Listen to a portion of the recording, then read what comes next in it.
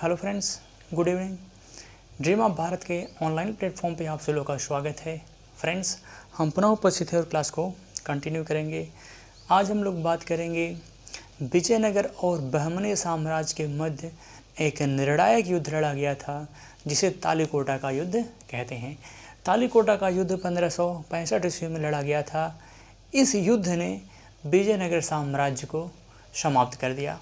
विजयनगर साम्राज्य इसी युद्ध के बाद पतन हो गया और यह संघर्ष बहमनी और विजयनगर साम्राज्य के मध्य लगभग 200 वर्षों तक चला था और अंततः उसका निर्णय यह हुआ कि तालीकोटा के युद्ध में 1565 ईस्वी में बहमनी साम्राज्य ने विजयनगर साम्राज्य को अंतिम रूप से पराजित किया और इसी के साथ विजयनगर साम्राज्य का पतन प्रारंभ हो गया। अब हम बात करते हैं थोड़ा सा विजयनगर साम्राज्य के बारे में। अगर हम विजयनगर साम्राज्य की बात करें तो विजयनगर साम्राज्य सुदूर दक्षिण में स्थित था। सुदूर दक्षिण में विजयनगर साम्राज्य स्थित था और बहमनी तथा विजयनगर साम्राज्य के मध्य संघर्ष का जो कारण था वह तालीकोटा का युद्ध था। वह कौन सा? बहमनी और विजयनगर साम्राज्य के मध्य जो संघर्ष का कारण था वह रायचूर दोआब का क्षेत्र था। रायचूर दोआब क्षेत्र की बात करेंगे तो रायचूर का जो दोआब था वह कृष्णा और तुंगभद्रा नदियों के बीच का जो क्षेत्र था वही रायचूर दोआब था। ये बहमनी साम्राज्य था। बहमनी साम्राज्य दक्कन में और कृष्णा नदी के दक्षिण में, सुदूर दक्षिण में पूरा का पूरा ये विजयनगर साम्राज्य था। विजयनगर साम्राज्य विजयनगर साम्राज्य की बढ़ती हुई शक्ति से दक्कन की सल्तनतें भयभीत थी। अतः उन्होंने अपनी पुरानी करवाहटों को भूल करके आपस में उसने एक सैन्य संगठन बनाया जो कई सल्तनतें उसमें शामिल थी, जिसमें हम देखेंगे तो अगर बरार को छोड़ दिया जाए तो बीजापुर, गोलकुंडा, अहमदनगर और बीदर, इन चारों ने मिल करके एक महागठबंधन बनाया। जो बीजापुर, हालांकि अगर आप देखेंगे तो गोलकुंडा और बरार के मध्य विवाद था। इस वजह से इस सैन्य गठबंधन में बरार शामिल नहीं हुआ। और आगे चल करके देखेंगे हम तो इस संगठन को और मजबूत बनाने के लिए, इस सैन्य गठबंधन को और मजबूत बनाने के लिए इन्होंने वैवाहिक नीति के माध्यम से और भी अपने संबंधों को मजबूत किया, जिसमें अहमदनगर का शासक हुसैन निज़ाम शाह। अहमदनगर का शासक कौन था? हुसैन निज़ाम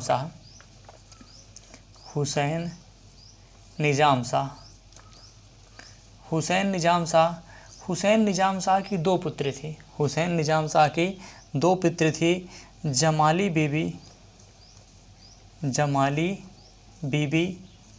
और चांद बीबी। जमाली बीबी और चांद बीबी। जमाली बीबी का इसने विवाह इब्राहिम कुतुब शाह के साथ किया। इब्राहिम कुतुब शाह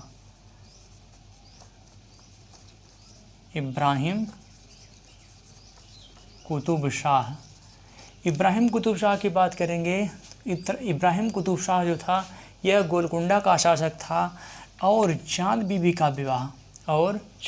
का विवाह इसने अली आदिल शाह, बीजापुर के शासक अली आदिल शाह से किया, जो बीजापुर का सुल्तान था। बीजापुर का सुल्तान था। और इब्राहिम कुतुब शाह यह गोलकुंडा का शासक था। अली आदिल शाह की बात करें तो इसने अपनी बहन हादिया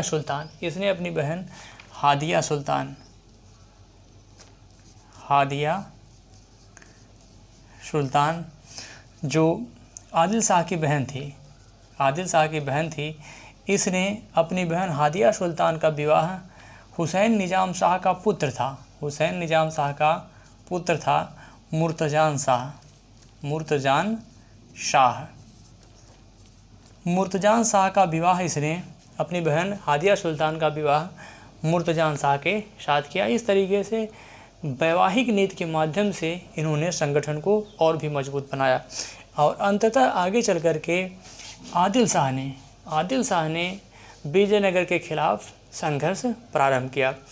अगर विजयनगर की बात करेंगे तो इस समय विजयनगर का जो शासक था वह सदाशिव राय था। विजयनगर का शासक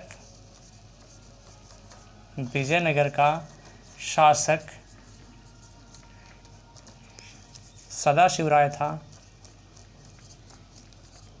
सदाशिव राय था। किंतु वास्तविक शक्ति राम राय के हाथों में थी। वास्तविक शक्ति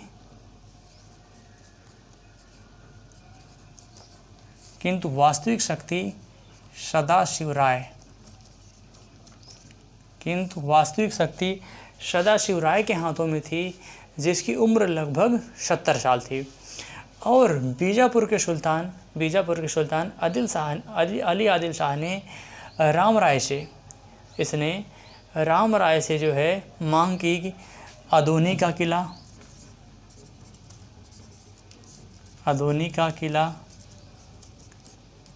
मुदगल का किला और अदोनी का किला, मुदगल का किला तथा इसके अलावा रायचूर का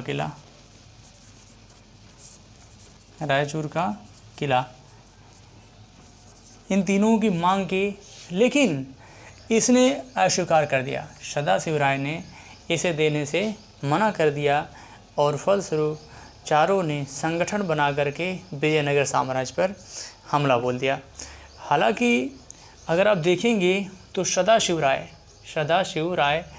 चूँकि वास्तविक शासक था और वास्तविक शक्ति राम राय के हाथों में थी, तो राम राय प्रारंभ में उसने बड़ी वीरता से लड़ा। उसने जो है कई मुस्लिम शासकों को उसने पराजित किया, लेकिन बहुत लंबे समय तक वह संघर्ष नहीं कर सका, क्योंकि मुस्लिम शक्तियों के पास अब उस समय उन्होंने युद्ध में तोपों की अनुमति दे दी और उसके मुस्लिम तोपों ने विजयनगर की सेना में उसने कोहराम मचा दिया और अंततः विजयनगर साम्राज्य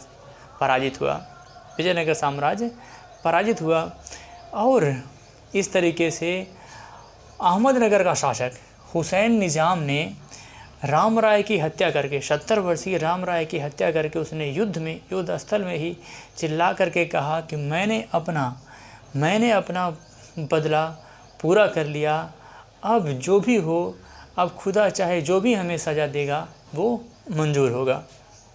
और इस तरीके से इस युद्ध का प्रत्यक्षदर्शी जो था वो सेवल था। सेवल ने अपनी एक पुस्तक में लिखा है,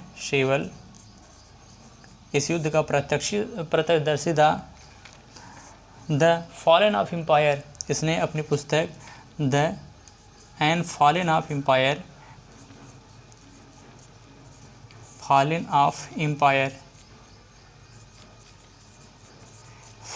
एम्पायर में इसने इसका वर्णन किया है। इसके अलावा आगे चलकर देखेंगे तो इसी समय इसने लिखा है कि विजयी सेना उसने युद्ध स्थल में जलपान के लिए वह रुकी हुई थी, लेकिन जब उसने नगर में प्रवेश किया तो लगभग 5 महीने तक विजयनगर साम्राज्य को रास नहीं आई और 5 महीने तक विजयनगर साम्राज्य को वो लोग मुस्लिम शक्तियाँ लूटती रही।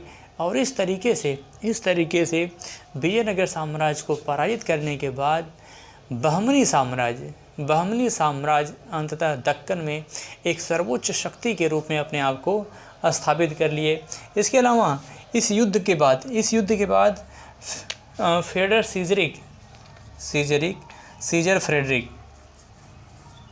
सीजर फ्रेडरिक इसने भी विजयनगर का दौरा किया था और इसने भी जो है अपनी पुस्तक में इसका वर्णन किया है। तो ठीक है फ्रेंड्स, इसी के साथ इजाज़त दीजिए, फिर मिलेंगे एक बेहतर क्लास के साथ। तब तक के लिए जय हिंद, जय भारत।